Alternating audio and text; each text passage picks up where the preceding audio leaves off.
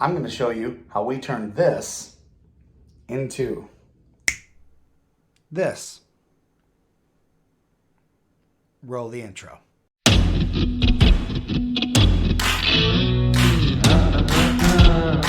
Hey everybody, welcome to the channel. My name is Matt. I'm going to show you how to turn your small office into a functional YouTube studio. Basically, what I went with is functionality and mobility over things that would be more permanent. I don't like things to be in the same order for long because it kind of lets you mix it up a little bit and it gives you a little bit more freedom as far as to how you're going to film your videos. Now, that may not work for everybody, but I'm going to give you the little tips that I have that worked for me. I would say start off with a budget. Make sure you know what your ceiling is when it comes to spending, because that will definitely help you on the path to, kind of figuring out what you need to put in the office and basically how much time you're going to fold into it. Myself, I painted, I built a PC, I bought new computer screens. So yeah, I kind of put a little bit more money into my studio than most should. But that's just what I wanted out of that experience, I would say. I once heard a man say people will forgive lousy video, but they will never forget lousy audio. And that kind of stuck with me.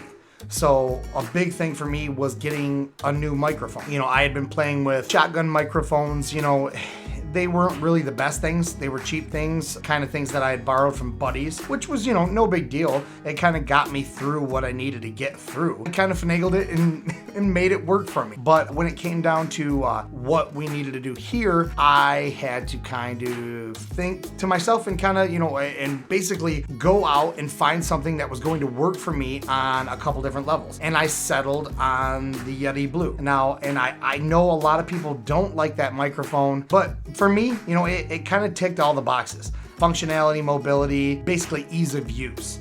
And that's why I went with it. You could get the mic itself and the stand for $200. That wasn't bad. The stand is mobile, so I can link it to my desk behind you and my desk right here. It's really easy to jump around, and plus it's USB, plug and play. To each his own when it comes down to it, but it worked for me. Now, as far as my desk and my PC goes, I have two monitors, and then I have my PC on my Husky desk. The Husky desk is actually from Home Depot. It cost me about $350, but it's a sit-stand desk. Sometimes I don't like to be in that crouched position for long too, so hey, wheel it right up. It works for me. I didn't need the power. I didn't need the power jack. So I went with a manual crank and it saved me about $200. That was a decision that I decided to make. Now, when it comes to, as far as like what you see right here, this is a fancy folding table. Bought on Amazon. I think it was like $150 on sale. It might be going up, but it works. And guess what? It's mobile. That's what I wanted. I wanted a mobile space. And like I said, it differs for everybody. You can have something completely different. You could have a larger room than I have. I actually have a small studio. So it's a small bedroom. The bookshelf behind me, Amazon. I think that was maybe 80 bucks. It's aesthetically pleasing and it's something to look at behind me. Plus the two lights. The two lights were 40 bucks. Amazon. Hey, look at there. No big deal. Prints on the wall. They're mine. I like to print my work. I like to see it. It kind of, I guess, moves me a little bit, kind of pushes you out there and makes you want to do better. If you stare at your work long enough, I feel like you want to do better than it. You're like, I could have done something just a little bit different there. It's no big deal. Once again, it fits my purpose. You have to fit your purpose. So make a budget, make a plan, execute the plan. Another thing that was crucial for me was lighting. I have 1, 2, 3 lights. They're not the most expensive lights. They're not anything really name brand, but guess what? They get the job done. A softbox, a little bit of filtration, and it kind of fills in that glow. It gives you that aesthetically pleasing shot that everybody seems to long for. As far as the camera goes, I'm actually filming on my D7200 right now. It's only 1080p.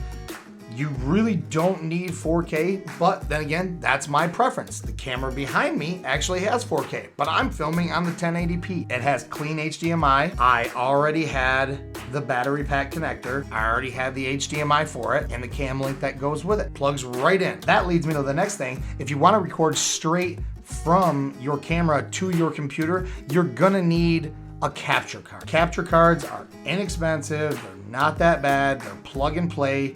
Elgato makes one, it's called the 4K Camera Link, and it's fantastic. I literally run an HDMI out of my camera, behind my desk, boop, up and into the back of my PC. And lo and behold, I'm staring at my face behind the camera. So when it all comes down to it, it's all personal preference. I think without my PC, I'm in the ballpark maybe of $800. Now, depending on what you can spend and what you want, that's not expensive. Or maybe it is. But I already had some of the equipment to begin with.